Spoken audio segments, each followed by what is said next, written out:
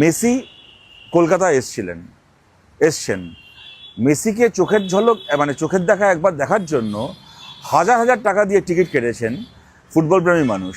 এবং এই মানুষগুলো কারা? তারা কোটিপতি বড় লোক নন। কেউ হয়তো স্বিগি জোম্যাটো ডেলিভারির কাজ করে, কেউ হয়তো মানে একটা মফস্বলের মাঠে সে ফুটবল খেলে, স্বপ্ন দেখে একদিন কলকাতার ময়দানে খেলবে। দূর দূর জেলা থেকে, মফস্বল থেকে, এমনকি আশপাশের রাজ্য থেকে, উড়িষ্যা থেকে, আসাম থেকে সাধারণ পরিবারের, গরিব পরিবারের ছেলেমেয়েরা, সাধারণ মানুষ, খেটে খাওয়া মানুষ, তারা এক টাকা করে জমিয়ে টাকা দিয়ে তারা দুর্মূল্যর টিকিট কিনে মেসিকে দেখার জন্য এসছিলেন। এবং তাদেরকে বলা হয়েছিল যে মেসি তাদের জন্য এই সময়টা থাকবেন, এই করবেন, নাকি পেনাল্টি কিক অফ হবে, সেখানে মেসি থাকবেন, দেখবেন, ইত্যাদি ইত্যাদি দেখবেন। কিন্তু একটা পশ্চিমবাংলায় একটা মানে কি বলবো, একটা নিয়ম তৈরি হয়ে গেছে পশ্চিমবাংলা, একটা অলিখিত নিয়ম তৈরি হয়ে গেছে। মানে সূর্য পূর্ব দিকে উঠবে তার থেকেও বড় একটা সত্যি আছে আজকের পশ্চিমবাংলায়। সত্যিটা কি? যে কোনো বিষয়, যে কোনো মানে তুচ্ছ থেকে শুরু করে খুব বড় যে কোনো বিষয় যেখানে তৃণমূল কংগ্রেসের ছোঁয়াটুকু থাকবে সেখানে কোনো সাধারণ মানুষ জড়াবেন না। যদি তৃণমূল কংগ্রেসের ছোঁয়াটুকু আছে এমন কোনো ব্যাপারে কোনো সাধারণ মানুষ জড়ান, জানবেন আপনার সর্বনাশ হবেই। এক্ষেত্রেও তাই হলো। হাজার হাজার টাকা দিয়ে টিকিট কেটে মানুষ মেসির বদলে অরূপ বিশ্বাস আর মমতা ব্যানার্জির ভাইপোদের থোবড়া দেখে আসতে বাধ্য হলেন। অরূপ বিশ্বাস আর মমতা ব্যানার্জির ভাইপোদের মুখ দেখে আসতে বাধ্য হলেন মেসিকে দেখার বদলে। ঘটনা কি ঘটেছে আপনারা সারাদিন ধরে সবাই জানেন। এবং তারপরে যুবভারতী ক্রীড়াঙ্গন, যে যুবভারতী ক্রীড়াঙ্গনটাকে তৈরি করেছিলাম আমরা, বামফ্রন্ট তৈরি করেছিল, সুভাষ চক্রবর্তীদের হাতে, জ্যোতিবাবুদের হাতে, কান্তি গাঙ্গুলিদের হাতে যে যুবভারতী ক্রীড়াঙ্গন তৈরি হয়েছিল, সেই যুবভারতী ক্রীড়াঙ্গনটাকে তছনছ হতে হলো। ফুটবলপ্রেমী মানুষ, যেটাকে কলকাতা শহরটাকে ফুটবলের মক্কা বলা হয়, যুবভারতী স্টেডিয়ামটা ফুটবলপ্রেমী মানুষের মক্কা, সেই ফুটবলপ্রেমী মানুষের হাতে যুবভারতী স্টেডিয়ামের ভাঙচুরের দৃশ্য আমাদেরকে দেখতে হলো। এই যুবভারতী মারাদোনাকে দেখেছে বামফ্রন্ট সরকারের আমলে। এই যুবভারতীতে মানে একের পর এক মানে অলিভার কান থেকে শুরু করে মানে একের পর এক মানে কিংবদন্তিরা এই যুবভারতীর মাঠে এসছেন। কোনো দিন এই ধরনের নোংরামি দেখতে হয়নি, কোনো দিন দেখতে হয়নি যে কতগুলো নেতা আর মুখ্যমন্ত্রীর বাড়ির লোক মিলে একজন ফুটবলারকে ঘিরে আছে বলে সাধারণ মানুষকে প্রতারিত হতে হলো। আজকে মমতা বন্দ্যোপাধ্যায় টুইট করছেন যে আমি স্টেডিয়ামে যাচ্ছিলাম, মাঝপথে এরকম ঘটনা শুনে ফিরে আসতে হলো, তদন্তের নির্দেশ দিয়েছি। তদন্ত করবেন আপনি মমতা ব্যানার্জি। মেসির চারদিকে ঘিরে দাঁড়িয়ে আছে যে লোকগুলো, আপনার পরিবার, আপনার ভাইপো আকাশ ব্যানার্জি, তাদের ছেলে মেয়ে থেকে শুরু করে তারা, আপনার পরিবারের লোকেদের জন্য এই জিনিস ঘটেছে, আপনার মন্ত্রী অরূপ বিশ্বাসের জন্য এই জিনিস ঘটেছে। আপনারা তদন্ত করবেন। আর কত নোংরামি, আর কত ছেঁচড়ামি এই বাংলার ক্রীড়া বলুন, সংস্কৃতি বলুন, এই জগৎকে দেখতে হবে। আজকে বাংলার মানে চিন্তা করতে পারা যায় না এই ধরুন এই মাঠগুলোকে কী রকমভাবে তৃণমূলের পার্টি অফিস তৈরি করা হয়েছে। মোহনবাগান, ইস্টবেঙ্গল, মোহামেডান, যেখানে দেখো ক্লাবের মাথায় বসে আছে মমতা ব্যানার্জির দলের নেতামন্ত্রীরা, এমনকি মমতা ব্যানার্জির পরিবারের লোকেরা, ভাইগুলো। ওর এক ভাই বাবুন ব্যানার্জি মোহনবাগান ক্লাব চালাচ্ছে, আর এক ভাই এই ক্লাব চালাচ্ছে, ওই ক্লাব চালাচ্ছে। হকি অ্যাসোসিয়েশন, সুইমিং অ্যাসোসিয়েশন, বাংলার অলিম্পিক অ্যাসোসিয়েশন থেকে শুরু করে টেবিল টেনিস, যেখানে দেখবে মমতা ব্যানার্জির ভাইয়েরা চালাচ্ছে। কারা এরা?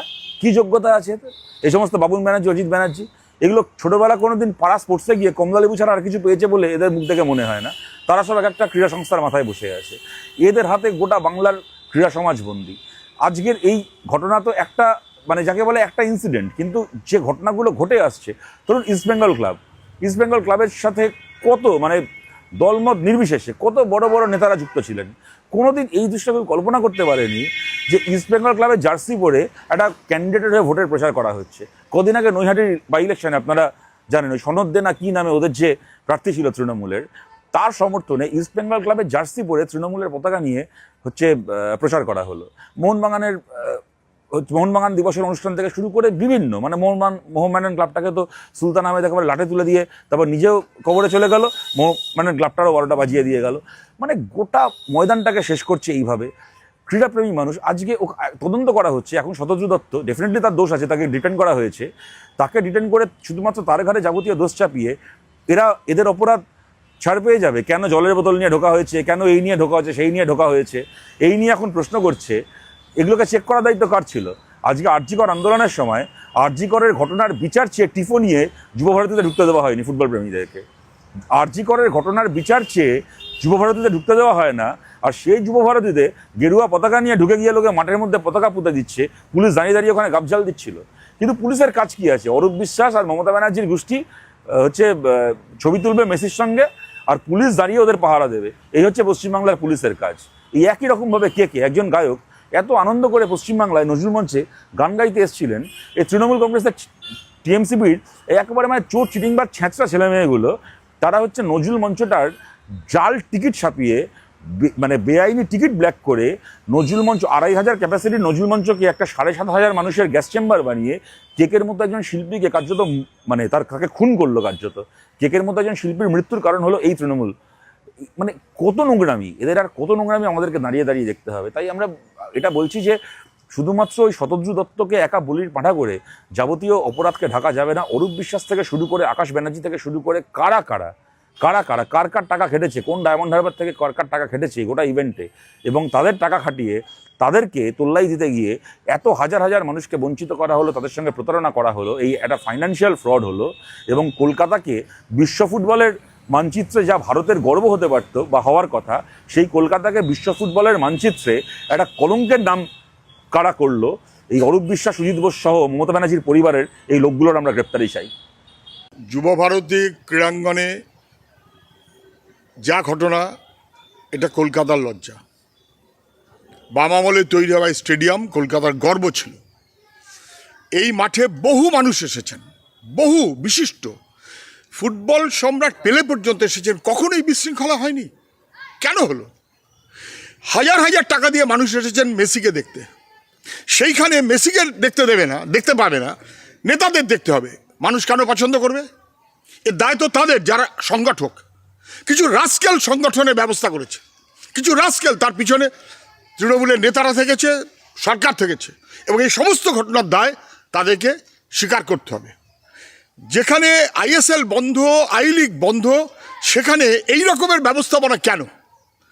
যেখানে আমাদের গ্রামের ছেলেমেয়েরা খাওয়া জোটে না, পয়সা জোগাড় করে বুট কিনে খেলার মাঠে খেলা করে, সেই সব বাদ, আইএসএল আই লিগ বাদ, একটা বাহানা করব শুধু হাজার হাজার টাকা দিয়ে এবং নেতাদের দেখাবার জন্য।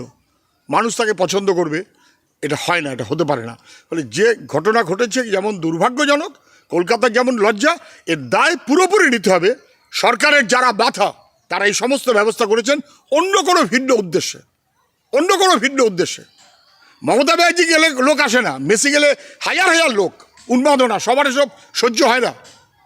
একটা তদন্ত কমিটি করা হয়েছে, তদন্ত কমিটি সব Mamata committee, chief secretary, home secretary আর একজন, যে ওরা কথা শুনে চলবেন। এই তদন্তের নাম করে মানুষকে যেন বিপদে না ফেলে। যদি সত্যি কোনো তদন্ত হয়, সংগঠকদের এক্ষুনি কোমরে দড়ি বেঁধে জেলে পড়া উচিত। এত বড় লজ্জা।